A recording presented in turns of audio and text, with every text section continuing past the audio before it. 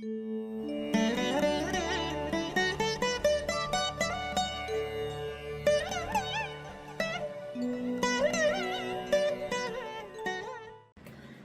நேயர்கள் அனைவருக்கும் இணைய நல்வாழ்த்துக்கள். எல்லோரும் நன்றாக இருப்பீர்கள். இப்பொழுது ஜூலை 14 முதல் 20ஆம் தேதி வரையிலான இந்த வார ராசி பலன்கள் எப்படி இருக்கும் அப்படிங்கிறத பார்த்தலாம். தனுசு ராசிக்காரர்களுக்கு அட்டகாசமான நல்ல வாரம்னு இந்த வாரத்தை சொல்லுவேன். வாரம் முழுவதும் குரு பகவான் ராசியை பார்த்து கொண்டிருக்கிறார். சந்திரன் 3, 4, 5 ஆகிய இடங்கள்ல இருக்கிறார்.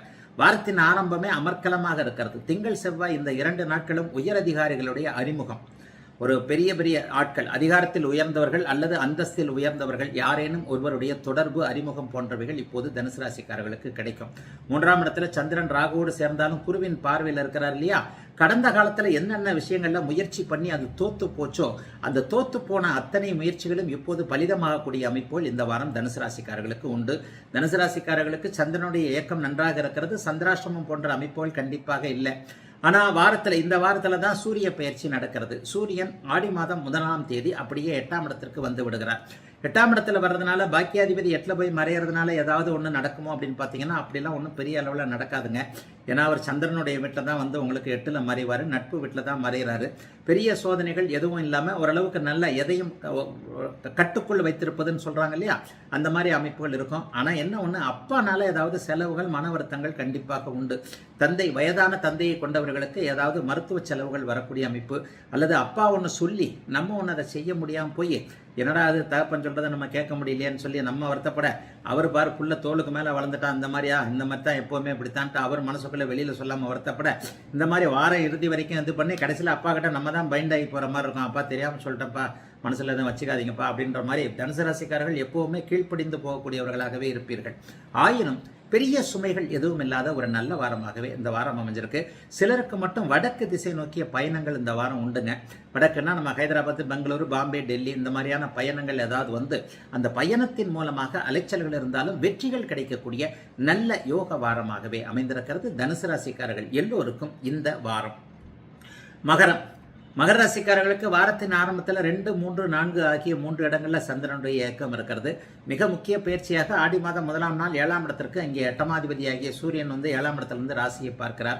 ஏற்கனவே புதன் உங்க ராசியை பார்த்து கொண்டிருக்க, ராசிநாதன் சனி வந்து 3ஆம் இடத்துல 7.5 சனி முடிந்த நிலையில் இருப்பது மிகப்பெரிய யோகம். என்னங்கய்யா யோகம்னு சொல்றீங்க, ஒன்றும் யோகம் இருக்கிற மாதிரி தெரியலைங்களே.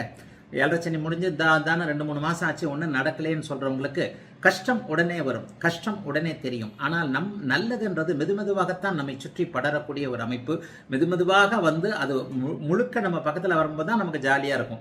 ஆக நல்லது மெதுவாகத்தான் நடக்கும் என்பதை மகர ராசிக்காரர்கள் உணர்ந்தாலே போதும். இன்னொரு மிக மிக முக்கியமான விஷயம், கடந்த சில வருடங்களாக மகர ராசிக்காரர்களுக்கு எவ்வளவு பெரிய தொல்லைகள் இருந்ததோ அது உங்க வாழ்க்கையில திரும்ப வரவே போறதில்லை. ஏன்னா இன்னும் ஒரு 27 வருஷம் சுற்று இருக்கு.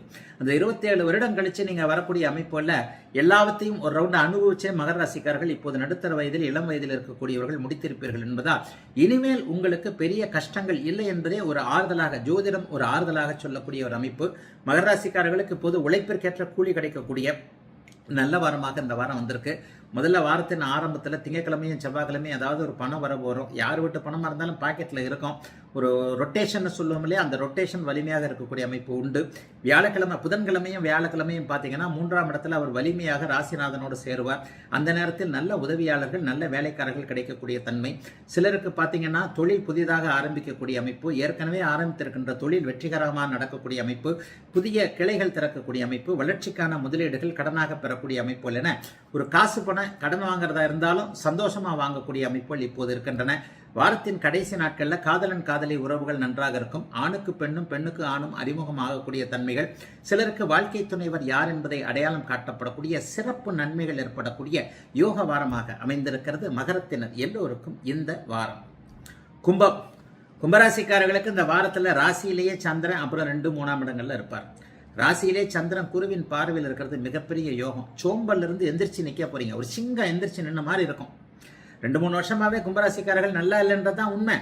ஜோதிடத்துல அதிகம் ராசி பலன் பார்க்கறது கும்பராசிக்காரர்கள் தான். ஏன்னா கடந்த 2-3 வருஷத்துல ஜென்மச்சனி உங்களை போட்டு பெரட்டி எடுத்துருச்சு.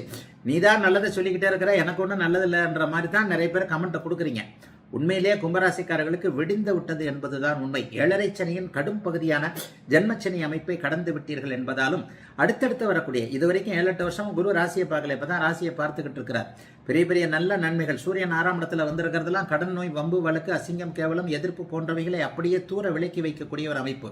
இதுவரைக்குமே இப்ப நான் சொன்ன அந்த விஷயங்கள் தான் கும்பராசிக்காரர்களுக்கு நடந்துகிட்டு இருந்தது. வயதிற்கேற்றார் போல கடன் நோய், வம்பு வழக்கு, அசிங்கம், கேவலம் போன்றவைகள் தான் அவங்கவுங்க வயசுக்கு ஏற்ற மாதிரி நடந்திருக்கும். நல்லா யோசிச்சு பார்த்தீங்கன்னா இதான் உங்களுக்கு நடந்திருக்கும். இந்த அமைப்புகள் எல்லாம் படிப்படியாக விலகப் போகின்றன. நல்லா இருக்க போறீங்க.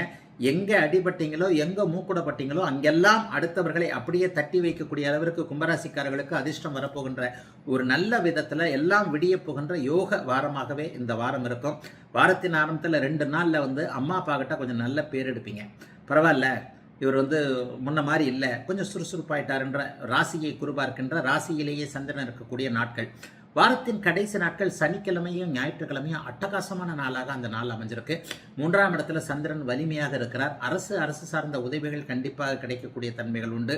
யாராவது ஒரு பெரிய மனிதருடைய தொடர்புகள் கண்டிப்பாக கிடைக்கும். தம்பி தங்கைகளுடைய உறவுகள் நன்றாக இருக்கும்.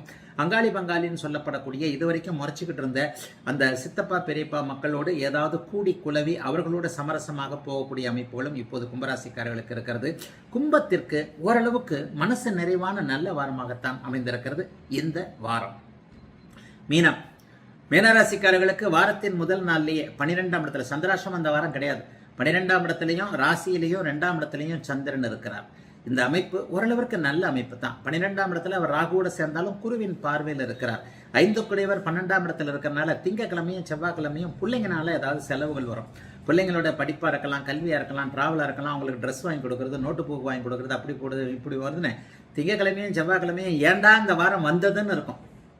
ஏண்டா இந்த வாரம் வந்தது, எவ்வளோதான் செலவு, எவ்வளோதான் ஒரு மனுஷன் அடி வாங்குறது, எவ்வளோதான் அடிக்கிறது தாங்கிறது, ஓரளவுக்கு மேலே 2 சம்பளம் வந்தாலும் 2 வருமானம் வந்தாலும் நம்மளால தாங்க முடியலையே என்கின்ற மாதிரியான சில சூழ்நிலைகள் தான் இப்போது உண்டு.